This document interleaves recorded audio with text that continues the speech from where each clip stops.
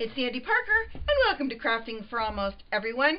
I had talked in my haul video about an embossing folder I'd gotten called Woodlands Textured. It's a textured impressions embossing folder from Stampin' Up! That I just bought, and I have a really fun technique. I hope you'll stay tuned. So I watched Tina Zwick do this. It's an older technique, but I just thought it was adorable and I had to make it. So this was my first attempt at it, and I'm hoping I get better with time. But it's a very, very fast and easy card. I think you could make a lot of these in a short amount of time. I might be making that up, but I think you probably could. Let me go through this step by step with you. The first thing you're going to want to do is you're going to want to get a piece of cardstock. So your paper is going to be 5 1/4 inches across and 4 inches tall. Then what you're going to want to do is you're going to take, I use Marina Mist. I'm not sure if this is the color she used. It seems like mine was a lot darker than hers, but you know me. I don't know. I probably didn't pay that good of attention.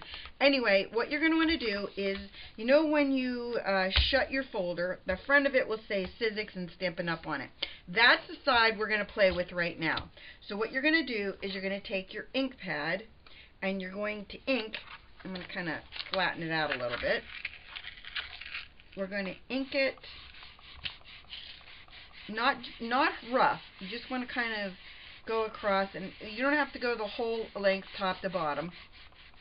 I'm just trying to make sure that I get the whole image nice and colored the same if I can. Okay. So now that you have that part done, you're going to want to get some pine trees. Now your pine trees need to be on the bigger side, and I know I have Lovely as a Tree. I think everybody in the world has that stamp set, but for some reason I could not find it. What else is new? My craft room. I really thought my craft room was coming along and getting a little bit cleaner, and this set that I'm using is called Definitely Decorative Pines. I'm using this set, and it has a couple pine trees in it, big pine trees. And I'm going to use Handsome Hunter is the ink I'm going to use. She used an ink called Glorious Green. That's a really old color. It's been discontinued for a while. Now I'm making mine in this direction, so I'm stamping my trees this way, which is, you'd think it'd be the other way. You'd think it'd be reversed. But anyway, I'm not. I'm going to use, I think I'm just going to use the big tree this time. I used the little tree the last time. You want to make sure you get the whole tree well inked. And then I'm going to wipe off the ink off tree number 2.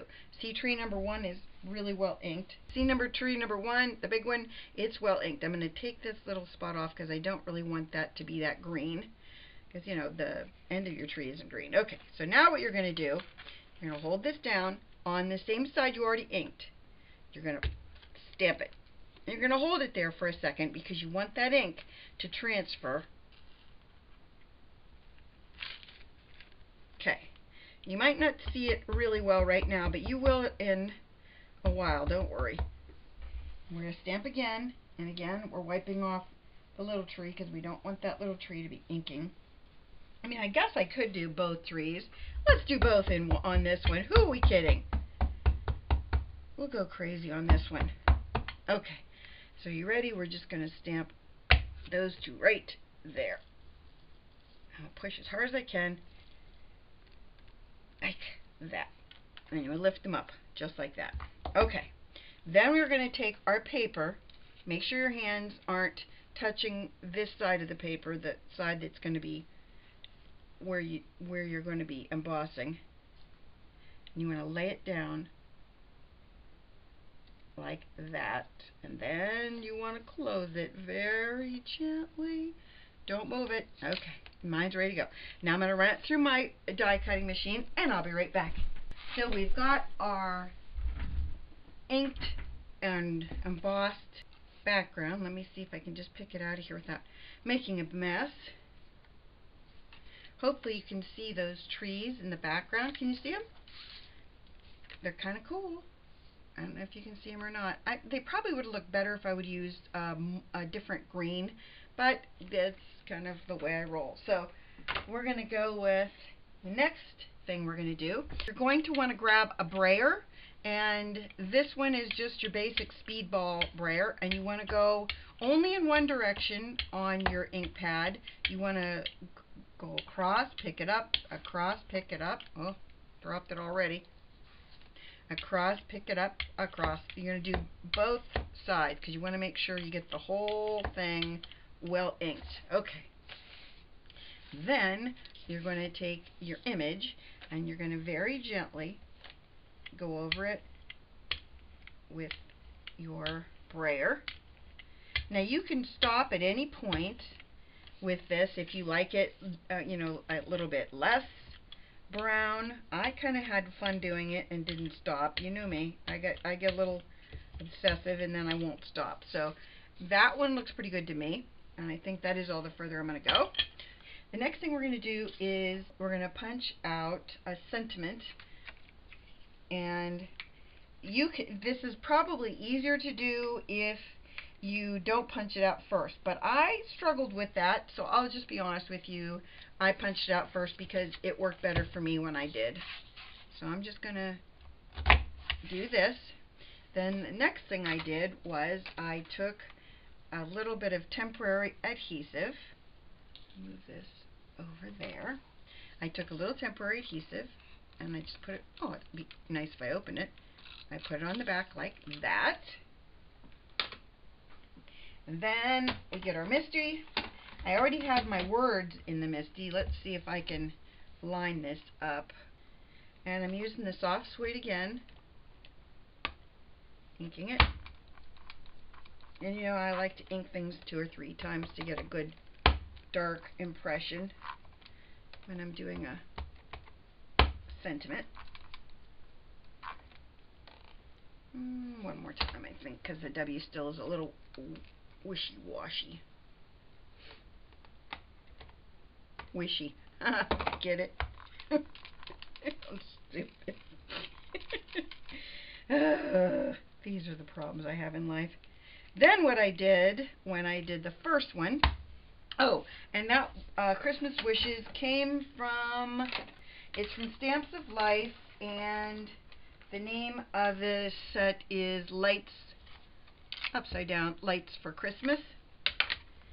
And I used the same Handsome Hunter color marker, and I went around the outside of this just to give it a little bit of dimension, you know, to set it off so it wasn't just plain white, because I'm going to set it on a white piece of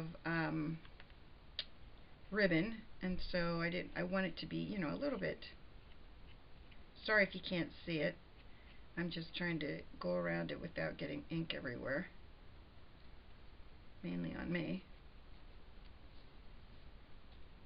Let's see it maybe now. That looks pretty good. Okay. Next thing we're going to do is our ribbon. And I just cut a piece that's probably too long, but that's how I roll. And I'm just going to put a little bit of my tape runner on the back of my piece. And everybody's been telling me I would do much better if I did this and then pulled it to the left or the right. I'll show you again. At the end, you just kind of go to the left or the right. And that way your tape doesn't get stuck on anything. So I put that side on, and now I want to glue this side down. And then this is the piece we're going to glue it to. I just want to make sure we get this as straight as possible. Better.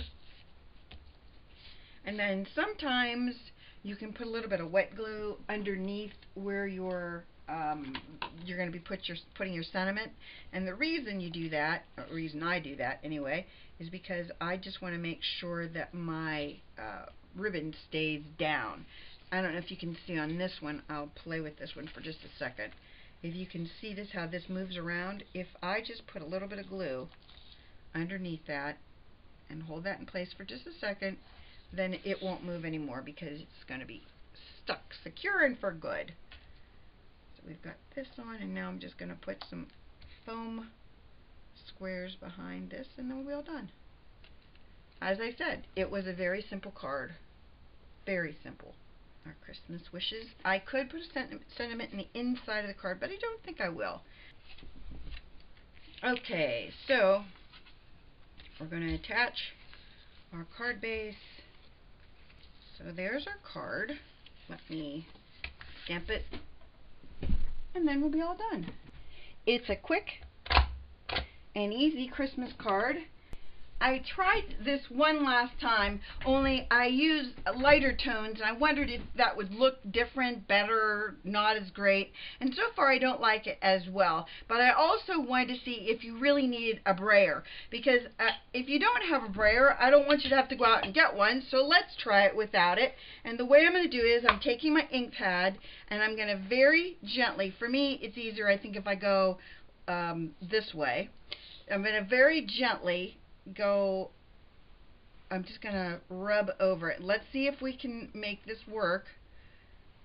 We don't want to get our ink pad onto the part that's not pushed in.